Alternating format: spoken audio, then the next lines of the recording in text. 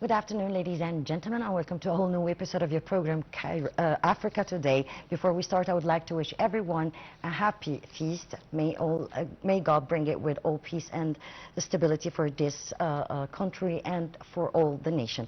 Well, before we start, on this blessed morning of Eid al-Adha, we began our coverage in Egypt, where President Abdel Fattah al-Sisi performed the Eid prayers alongside the senior state officials and military commanders. We also take you to Morocco, where local livestock markets are seeing a vibrant holiday revival. As the continent marks this season, we examine how regional economic and security challenges are directly impacting African families observing Eid al-Adha and Eid of this year. Plus, Ousmane Sonko is elected Speaker of Senegal's National Assembly, and strict Ebola border controls trigger severe shortages in the Democratic Republic of Congo.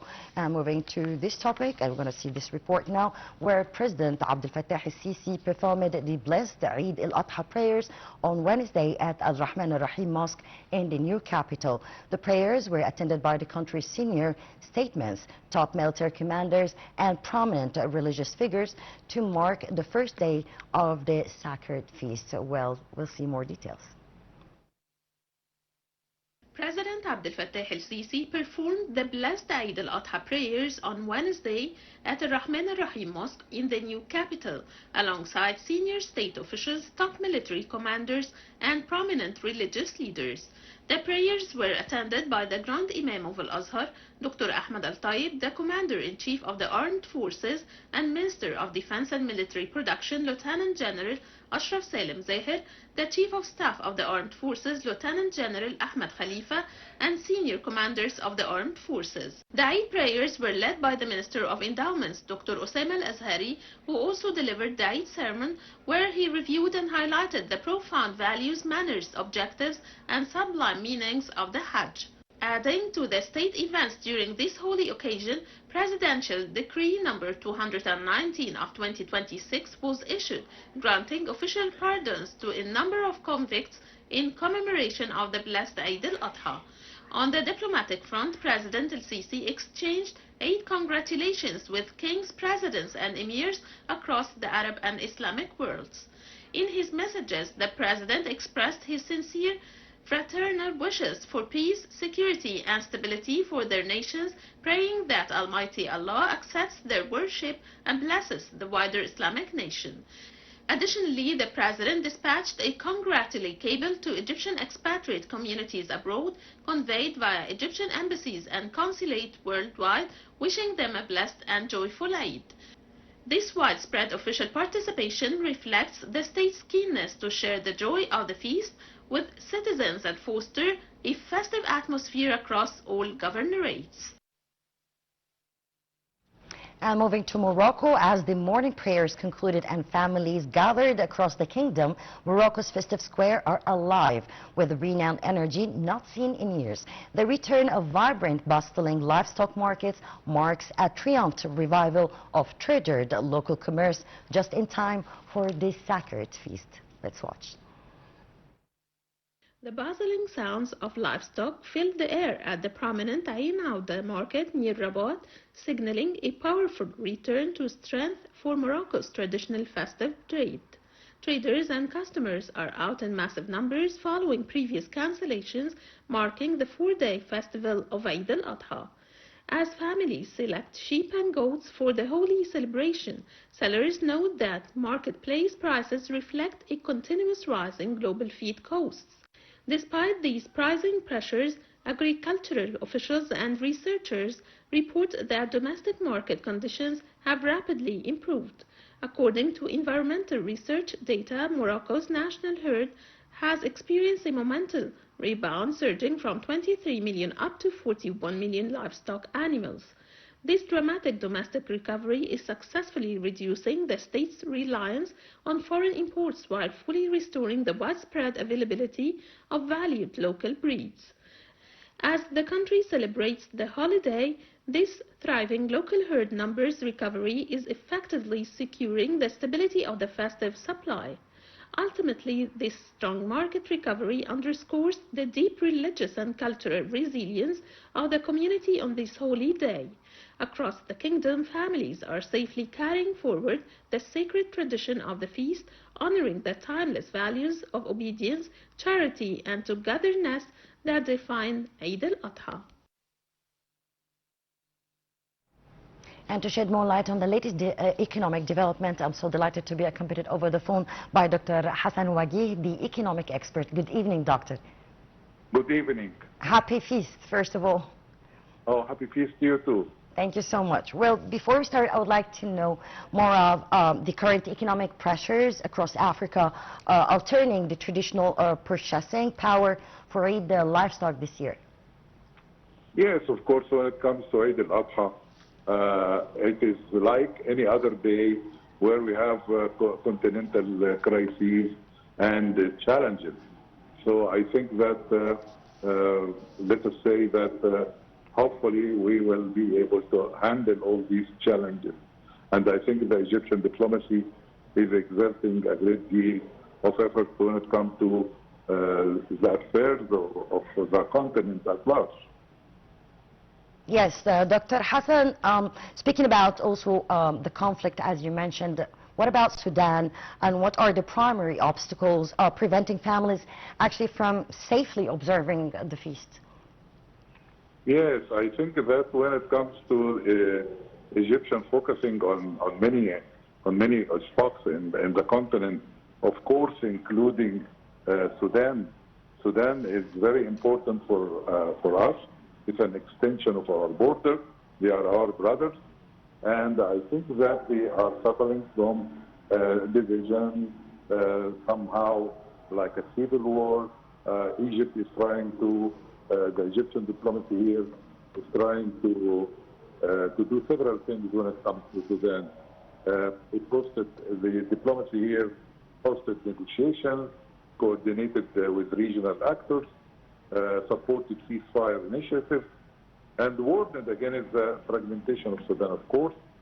And of course, it has dealt with refugee, what we call refugee management, and border security and humanitarian cooperation. Well, of course, Egypt is doing a great job on the international level and the international arenas when it comes to foreign policy, and lots of steady steps, actually, whether His Excellency President Abdel Fattah al-Sisi or His Excellency Dr. Badr Abdel Ati. Well, moving again to the regional conflicts and the mechanisms that the African Union can deploy to ensure local food supply chains remain stable during the demand period of aid. Yes, of course, all efforts in Africa are welcomed. The African Union, the Arab League, of course, Egypt is trying to orchestrate all of that since it assumed the presidency of the African Union, and the president has put Africa as a top priority in his policies. And I think that Egypt is deploying a lot of efforts when it comes to several axes when it comes to Africa, and including in that what I care about very much, and I feel, which is religious diplomacy. You know, Al-Azhar and Red Crescent and the Ministry of Foreign Affairs are doing a great job when it comes to this, what we call diplomacy of resilience, a diplomacy of standing for non-fragmentation of the countries in Africa. And you know, Al-Azhar in particular, as a soft power, is having like 35,000 people from abroad, 6,000 of them from African countries, from 35 African countries.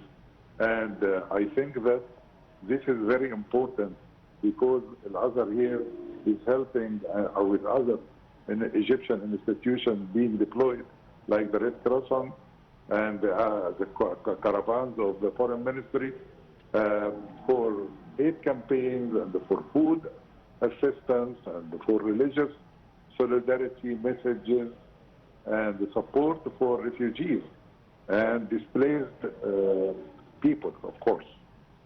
Well, of course, Dr. Hassan, we cannot deny the pragmatic role that Egypt is playing on the on the international arena, and actually in the African Horn, and also with the brotherly countries. But how this can be highlighted, like the leveraging the diplomatic, let's say, leveraging the diplomatic and humanitarian resources, of course, for the support of those brotherly African countries. Actually, the Egyptian diplomacy here is developing a full-fledged strategy that would help in managing all these African crises through a comprehensive dealing with mediation, humanitarian engagement, counter-terrorism acts, and the moves, of course, is very important too, and the cooperation in that direction. Also, the religious soft power, aiming to preserve regional stability and to enforce Egypt's strategic influence in Africa, of course. Well, of course, this is so obvious when it comes to those visits and lots of actually summits, visits, and even including, of course, lots of our officials and diplomats. Well, Dr. Hassan Wagih, the economic expert, I would like to thank you so much for your informative call. And moving to another topic, where Senegal's National Assembly has formally elected Ousmane Sonko as its new speaker during a parliamentary session on Tuesday. Sonko, who served as the nation's prime minister until recent government cabinet reshuffle, secured a decisive victory with 132 votes. The legislative appointment comes as newly appointed Prime Minister Ahmadou Al-Amino Mohamed Lo assumes office to guide the West African nations' economic and financial reform programs. Let's watch.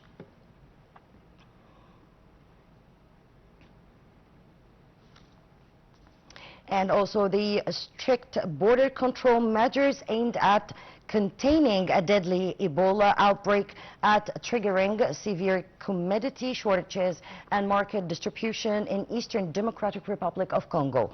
Local traders are warning of an escalating economic crisis as critical supply routes and banking access remain locked down along the Rwandan border.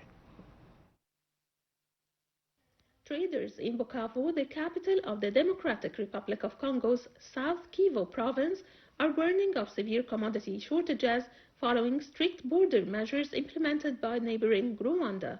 The restrictions put in place to contain a deadly Ebola outbreak that emerged in mid-May have left local cross-border markets and warehouses depleted. Kigali is currently refusing entry to foreign nationals who have traveled through the DRC within the past month, while enforcing strict quarantines for returning Rwandan citizens. Local residents note that the border restrictions have also disrupted critical banking access, leaving families facing deep financial hardship. The emergency response follows a World Health Organization directive urging neighboring nations to halt the spread of the rare Wagih Ebola variant, for which no vaccine currently exists. The African Union's Africa CDC has warned that 10 neighboring countries remain at risk of infection. According to the Congolese Health Ministry, the outbreak has already claimed over 200 lives, with more than 900 suspected cases identified across the region. Well, ladies and gentlemen, we came to the end of this episode. Promise you will be more interesting in the upcoming episodes. Best regards from me, Shrup Bakir.